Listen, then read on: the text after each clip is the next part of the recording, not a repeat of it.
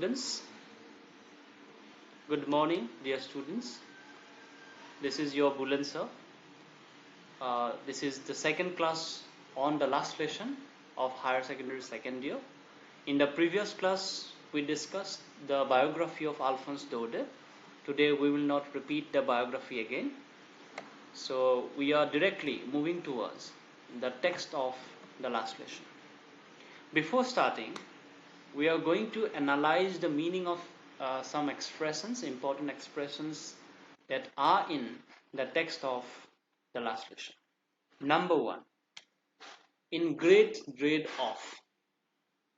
Your meaning hoise fearful in anticipation of something.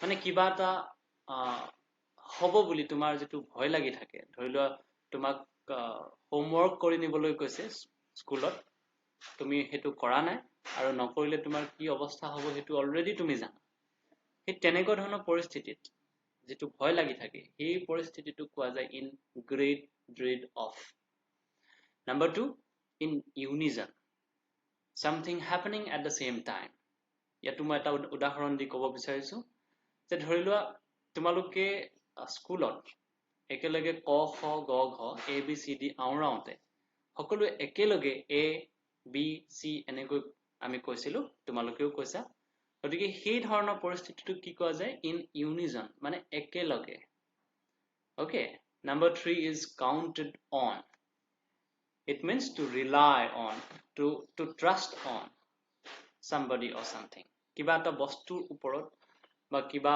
কোনোবা এজন ব্যক্তিৰ ওপৰত ভৰসা কৰা এটো কোৱা যায় counted on number 4 in great bustle the meaning of this particular phrase or expression is an excited activity often it is noisy ঠিক আছে excited activity তোমাক আকৌ এটা উদাহৰণ দি মই কৈছো ধৰি লোৱা তোমালোকে স্কুলত সৰু হৈ থাকোতে যেতিয়া ক্লাস কৰাৰ আগতে স্যাৰ সকল অহাৰ আগতে যে আমি উৎপাত কৰি থাকো বা তোমালোকে হলো থাকিছিলা গতিকে সেই পৰিস্থিতিটো কি কোৱা যায় a great bustle of মানে হুলস্থুল কৰা হৈ হাল্লা কৰা তেনেকুৱা ধৰণৰ number 5 thumbed at the edges thumbed at the edges মানে হৈছে ধৰি লোৱা তোমাৰ এখন কিতাপ তুমি কিনিছা বহুদিন তুমি ইউজ কৰি আছা ব্যৱহাৰ কৰি আছা কিতাপ বিলাকৰ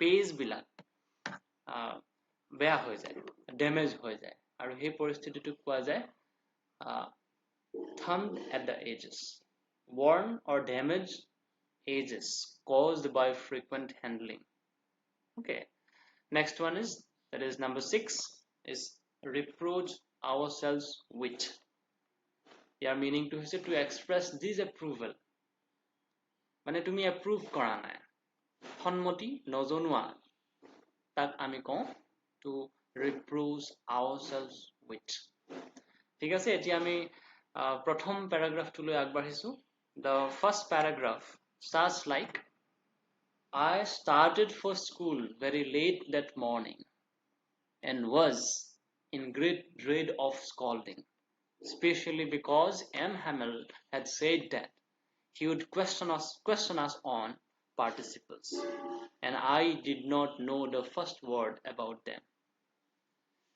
Yet I কাক কৈছে আমি স্পষ্ট নহয় গতিকে আমি পিছত জানিব পাৰিম যে I কোন হয় তেওঁ হিদিনাখন দেৰিকৈ স্কুললৈ বুলি আৰম্ভ কৰিছে দেৰিকৈ গৈছে স্কুললৈ and he was in great dread of scolding মানে তেওঁ গালি খাব বুলি আজি ভয় কৰি আছে কিয় because the teacher M. Hamel had said that he would ask questions on participles or ওপৰত আজি প্ৰশ্ন সুধিব কিন্তু তেওঁ participles or ওপৰত একোৱেই নাজানে for a moment I thought of running away and spending the day out of the doors অলপ মুহূৰ্তৰ কাৰণে মোৰ মনলৈ এনেকুৱা ধাৰণা আহিছিল যে মই আজি স্কুললৈ নগৈ বাহিৰতেই দিনটো কটাই দিম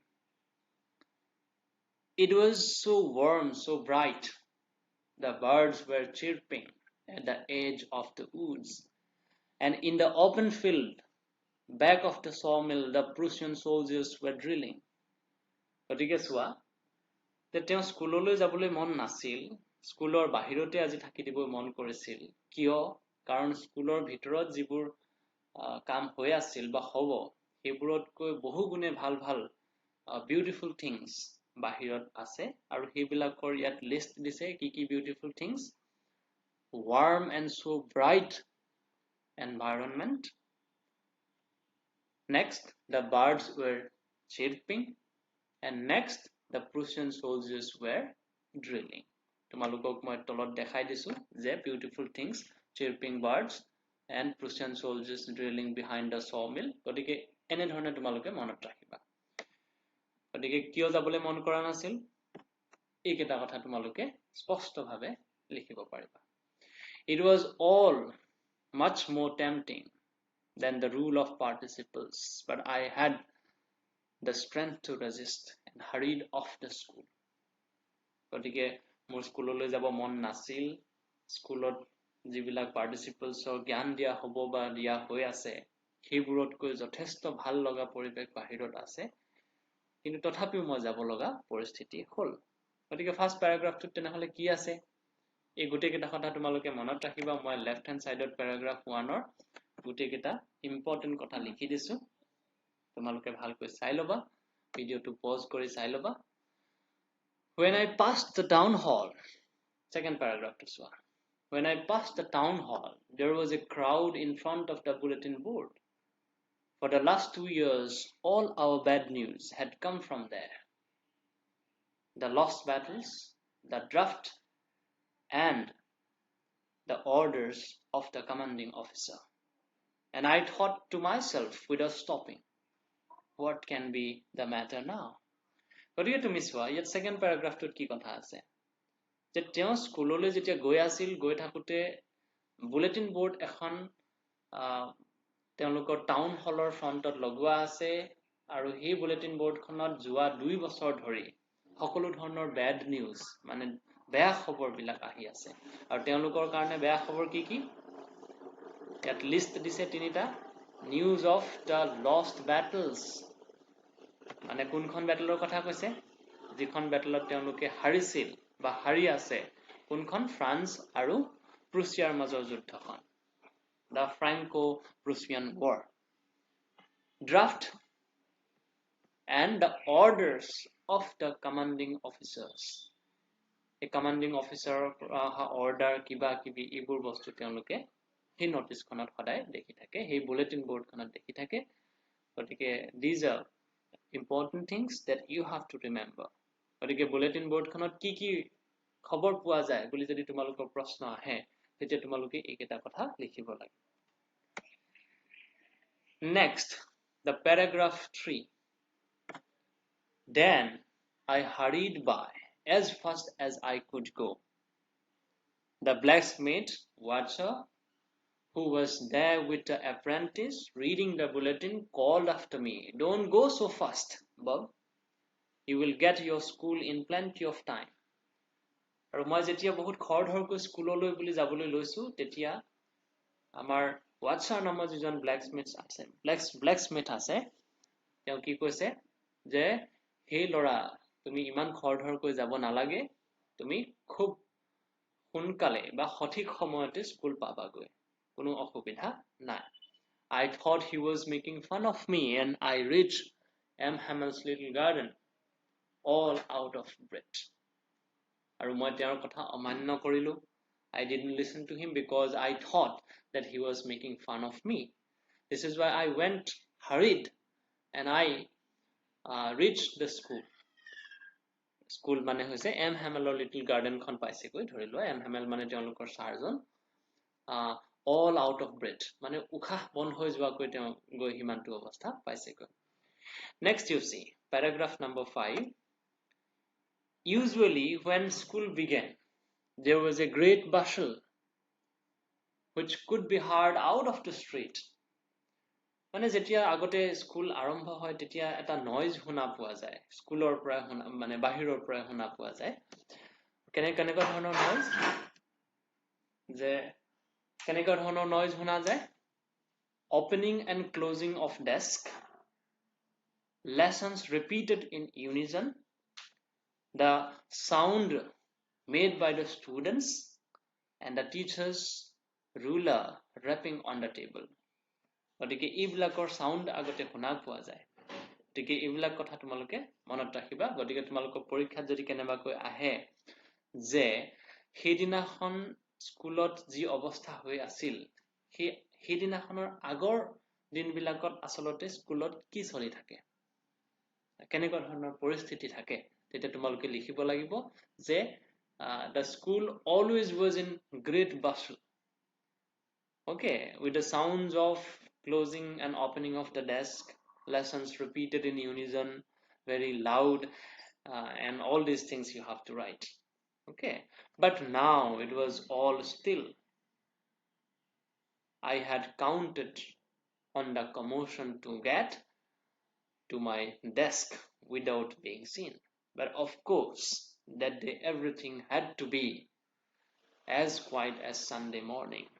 গতিকে ইয়াত মনত ৰাখিবলৈ বিশেষ একো কথা নাই জাস্ট এটাই কথা যে সিদিনাখন এনেকুৱা লাগিছিল যেন দেওবাৰ দিনাখনৰ ৰাতিপুৱাহে কোনো ধৰণৰ স্কুল যাতে যেন খোলাই নাই তেনেকুৱা নিচিনা এটা পৰিস্থিতি হৈ আছিল Through the window I saw my classmates already in their places and M. Hamel walking up and down with his terrible iron ruler under his arm. I had to open the door and go in before everybody. You can imagine how I blushed and how frightened I was.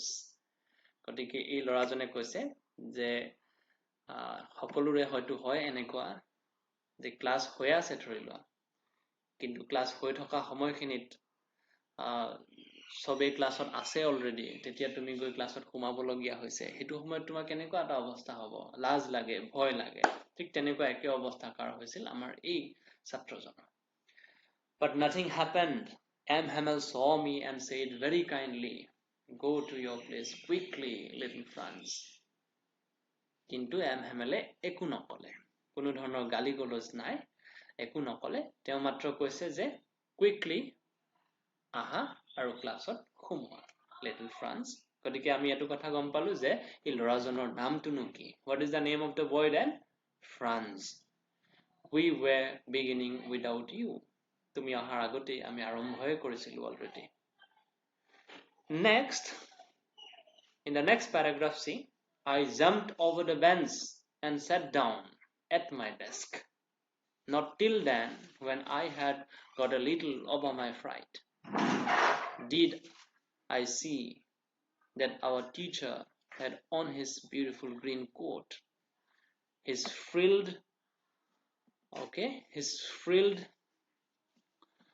shirt and a little black silk cap and all embroidered that he never wore except on inspection days or prize days. গতিকে ইয়াত আৰু এটা কথা মনত ৰাখা যে হিদিনাখন তেওঁলোকৰ যিজন ছাৰ মানে এম হেমেল অলপমান বেলেগ ধৰণে আহিছিল not in usual dress he wore green coat তোমালোকে স্ক্ৰিনত দেখিব পাইছা green coat frill shirt and black silk cap all are embroidered মানে তোমালোকে জানা embroidery কৰা কেনেকুৱা ধৰণৰ কাপোৰ পিন্ধি আহিছে green coat পিন্ধি আহিছে frill shirt মানে হৈছে stylish ধৰণৰ মানে অলপমান decorative টাইপৰ যিবিলাকত নেকি এক্সট্ৰা কিছুমান কাপোৰ লাগি থাকে ঠিক তেনেকে লগতে আৰু পিন্ধি আহিছে black silk cap আৰু যিকিটা বস্তু তেওঁ কেতিয়া পিন্ধে সাধাৰণতে he wore on inspection days and prize days গতিকে এইকেইটা কথা তোমালোকে মনত ৰাখিবা what did M. Hamel wear during that particular day যদি তোমালোকৰ প্ৰশ্ন আহে তেনেহলে এইকেইটা কথা লিখিব লাগিব আৰু আজিলৈ আমি ইমানতে ক্লাছটো সামৰিছো নেক্সট ক্লাছত আমি ইয়াৰ পিছৰখিনি ডিসকাস কৰিম গতিকে আমি কোনখিনিত সামৰিছো হেতু কথা তোমালোকে মনত ৰাখিবা so in the next class we will continue the remaining paragraphs so this is for today thank you so much